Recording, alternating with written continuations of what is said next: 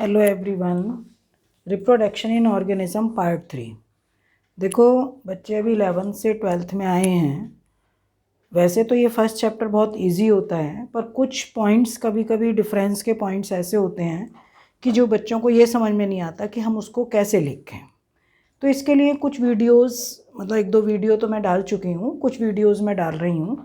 तो ये इसमें एक टॉपिक है ऑयस्ट्रस साइकिल एंड मेंस्ट्रुअल साइकिल।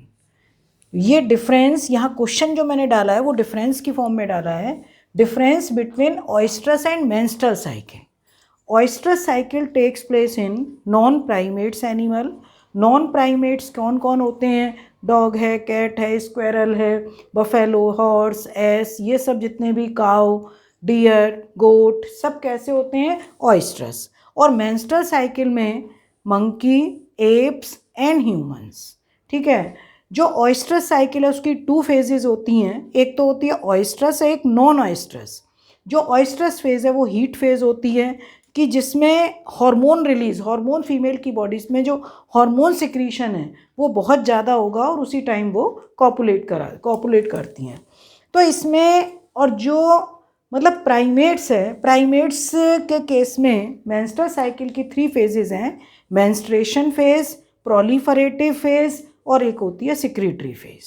तो ये इसी तरीके से मैंने ये पॉइंट्स डाले हैं इसमें जो फर्स्ट ऑयस्ट्रस साइकिल है, cyclic changes in ovary, reproductive tract and hormones. जो उस साइकिल के अंदर हॉर्मोन्स रिलीज होते हैं, hormones of female in non primates, for example cows, dogs, cat, horse, buffalo, goat, sheep, ये भी सब डाल सकते हो यहाँ पे, गोट, शीप। तो ये सब कैसे एनिमल हैं? Non primate.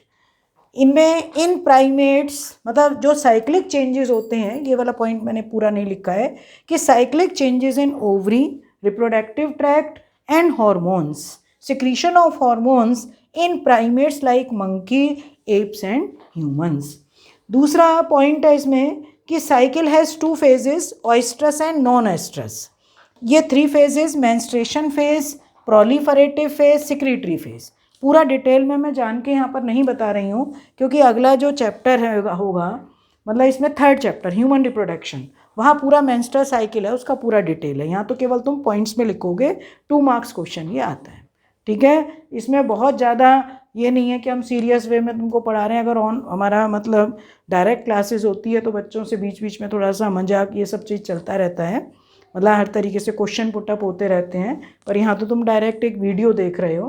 अब जैसे इसमें 3rd पॉइंट है, the female develops a strong resistible urge for sex during oestrus phase. जो मैंने अभी बताया था तुमको, ऑयस्ट्रस फेज को बोला जाता है हीट पीरियड, और इसी समय ये कॉपुलेट करती है। अगर ये पीरियड निकल जाता है तो फिर उसके बाद जब भी ये चेंजेस आएंगे फिर उस समय इनके अंदर कॉपुलेशन होगा।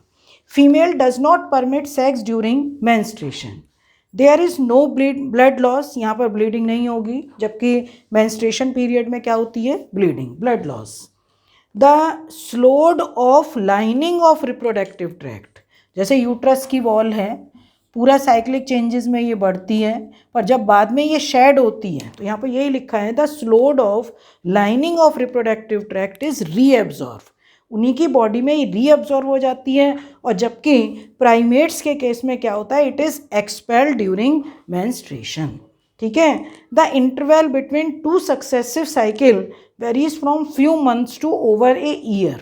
अभी मैंने बताया था, सेक्स अर्ज का जो पॉइंट है इसमें बताया था, तो उसी तरीके से ये फ्यू मंथ से लेकर ओवर ए ईयर। और जबकि ये क्या है कि the interval between 2 successive cycle is about 4 weeks, मतलब 1 मंथ। ये तो मंथली साइकिल होती है प्राइमेट्स के केस में, तो यहाँ पर 4 वीक्स और 1 मंथ। ठीक है। तो ये डिफरेंस के पॉइंट्स हैं, और ये सब बच्चे अगर पॉइंट्स पूरा क्लियर लिखते हैं तो इसमें कहीं मार्क्स कटने की है ही नहीं चांसेस, कि कोई मार्क्स काट ही नहीं सकते।